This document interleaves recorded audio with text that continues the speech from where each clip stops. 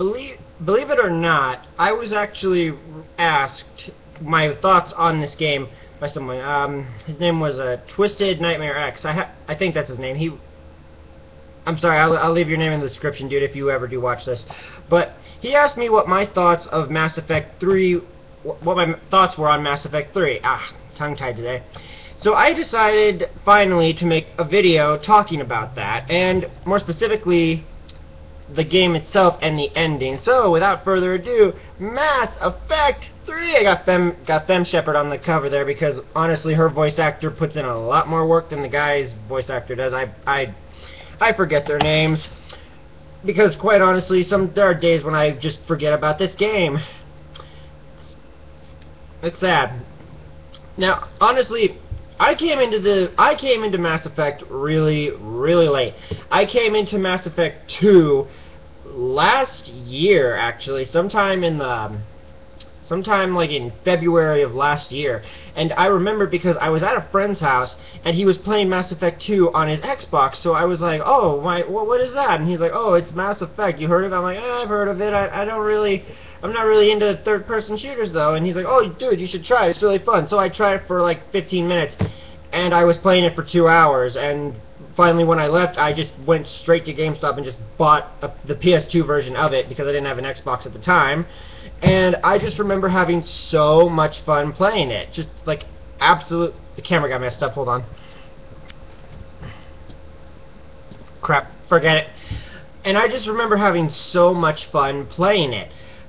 There are a lot of people who say, "Oh, it was dumbed down into a third-person shooter." Well, you know something? I just need to ask this question to the people who think that third-person shooters aren't fun. Because, first off, you are right. A generic third-person shooter is not fun at all, when there's so many better third-person shooters on the market. But see, here's the thing.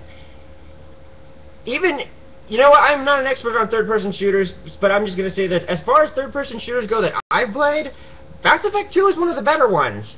Because it does have RPG elements, and that's the best way to describe it. It's not an RPG with third-person shooter elements. It's just a third-person shooter with RPG elements, and once you can get over that, it's actually pretty fun for what it is.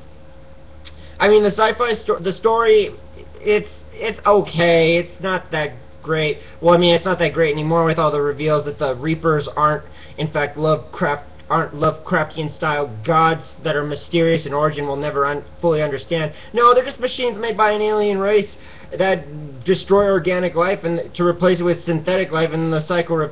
Jeez. You know, it's stuff like that that really does make me believe BioWare is high on their own ideas. Moving on! So, Mass Effect 3, I enjoyed it for what it was. I did have fun playing it, up until the you-know-what that I'll talk about near the end of this little video of mine. But I did have a lot of problems with it, so I'm just going to go over the ones that I had the most problems with. First off, the side quests. What is up with the side quests in this game? I swear, you'll get like Shepard just walks around the whole time all over the Citadel, or she'll occasionally get like, she'll get, what was her name, the secretary chick on the ship, Trainer, that's her name, Samantha Trainer, and she'll be like, "Commander, I have something for you," and it'll bring you to a mission screen and stuff. That stuff shows up just fine. You don't even need to look at your raid. You don't even need to look through your quest list or anything. But see, that's the problem I really had. How am I supposed to know which planets or which sections of the galaxy I'm supposed to go to when I don't get a marker or even a location? I get the cluster, I get the system, but I don't get the planet. It's like, well, I could have just scanned over the planet without even realizing it, and then I'll just see. You know what I ended up doing? I just went to every single part of the galaxy I could go to, scanned every single planet, got every single thing, and then just would check back in with the Citadel periodically until I'd see, like, oh, I got all these people I gotta go see. Oh, I didn't even know I did that. In other words, pointless side quests. That's one issue I had. Second issue I had was actually a character. And I bet you know which one I'm talking about. James Vega is the worst video game character. No, he's not the worst video game character, but he is one of the most boring, most overhyped video game characters I have ever seen in my entire life. I mean, there was like an interview with one of the writers for BioWare saying that, James Vega is going to be a character that new Mass Effect players will be able to relate to because he's coming into the galaxy as a... No, he wasn't. He fought collectors and stuff, but you know, you'd think that would make him an interesting character, but no, he's just he's just like doing pull-ups and stuff and getting into little training matches with Shepard and showing off his arms and muscles and tattoos and stuff. Oh, he's just an army bro. And plus, he thought he was Garrus's equal. Please. Garrus could, oh my god. Garrus, if you two were in a war zone with each other, against each other, you would be dead the moment you stepped onto the field. Garrus would snipe you from a frickin' plateau 8 miles away before you even had an inkling of an idea of taking out your frickin' rifle or your sidearm. Seriously. Just, he's so frickin' boring. And plus, this is something I began to wonder. Why put James in there? Why have him be a crew member when you could have had Jack as a crew member, or you could have Mordin as a crew member, or even better, you could have had Rex as a crew member? Just think about it. Instead of staying on Tuchanka, Rex does the same thing Tali does later on. He joins up with you. Having Rex as a party member again, and you know they did do that in the Citadel DLC where he is a party member for a little bit, but you know what? I don't want James Vega. I want Rex. Like, seriously, give me Rex. Heck, give me Thane. Even when Thane is half dead, he's still better than frickin' Vega. Seriously. Let's see, what else didn't I like? You know, a lot of people gave the whole Diane Allers thing, that chick from IGN crap or something. I didn't really care about that, but that's mostly because I only interacted with her when I saw fit to, and that's pretty much it. I didn't really see the issue with that. I wasn't really too bothered by it. What else didn't I like? Oh, there was a bit of a plot hole. Now, I'm not sure about this because I haven't read the Mass Effect novels or comics, and I never plan to either. But why was Anderson in Mass Effect 3? Why was he hitting on the headmistress, administrator, or whatever role she filled? Why was he acting like he was involved with her in Mass Effect 3? Like, why was he talking like, maybe when this is all over, she and I will have a long talk? It's like, dude, you're married. I'm not making this up. In the Shadow Broker DLC, you can actually see that he is married and he has a son. Why isn't he talking about them? Did they divorce or something? Because I didn't get that impression from the message in the DLC. Why does it seem like he's got a little bit of a romantic attachment to, what was it, Kaylee was her name? I think it was Kaylee Sanders or something. I don't know, but can someone please explain that to me? Like, leave a comment or something telling me that, because I don't remember if anything like that happened, and that always struck me as odd. Let's see. Oh, Kai Lang. Oh, good God. You know, Razor Fist put it best when he was talking when he did his Mass Effect 3 review, and he had One Winged Angel playing in the background of Kai Lang.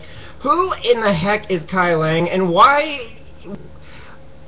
If the Elusive Man had this guy the whole time, because again, I haven't read the novels, I haven't read the comics if he's in them, so don't even. So, you know what, bring those up if you want to. But why would he send Shepard if he had this cybernetic ninja who can cut anything with his samurai sword? Why? Why?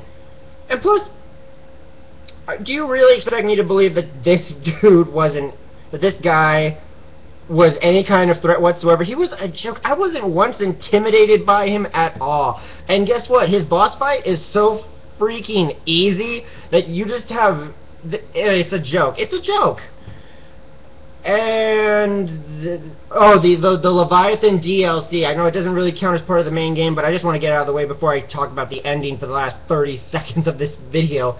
But the Leviathan DLC, that ruined any kind of mystery the Reapers had. Just any kind of ominence they had, any kind of threat they had. From that moment on, whenever I look at the Reapers now, I do not feel that same sense of awe and terror. Because now I know there's nothing truly alien about them. They are just machine things made by a race of freaking squids. That's it. So, yeah, I'm getting a little flustered about this, but that's just because there are a lot of issues in this game, and it's in no small part due to the writing team at BioWare apparently being high on their own ideas. So now let's get to the last part, the ending. Okay. My very first video I wanted to make on YouTube was actually going to be me talking about the ending, and I was planning to like cuss a lot and yell and scream and just be calling out BioWare for their incompetence. Now I'm just going to say two things right now. One, the extended cut DLC, it's like a bandage on a cut off arm. It didn't really help anything. I feel a little bit more closure from it, but I don't really feel any amount of closure from it at all. In fact, it has been months since I've been able to play this game. Just months. I can't even touch the rest of the franchise because of the fact that the ending was so horrible. Now, second, you know what? We're all entitled to our own opinions. I'm not going to sit here and say, if you like the ending, you're an idiot or something. No, no, no. If you like the ending, fine. I'm glad you got satisfaction out of it. God knows I couldn't. But I just want to say this. As an aspiring writer, and someone who has written a lot of stories in his day, let me just say this. The ending is the very definition of unsatisfying. An ending doesn't have to be good, and an ending does not have to fit into the traditional norms of being good by being like a happy ending or an ending where the hero lives or anything like that. But an ending has to be satisfying. It has to pretty much tie up all the loose ends so nothing further can come of it. That no unanswered questions go unanswered. And that is why, in my opinion, Mass Effect 3's ending was terrible. Absolutely terrible. I don't need to show a bunch of images of the characters doing face palms or anything like that. I am letting you know that on a fundamental level, that ending is flawed and it is unsatisfying. There. I gave you my thoughts. I felt good saying this. Oh, have a great day. Red Vulture out.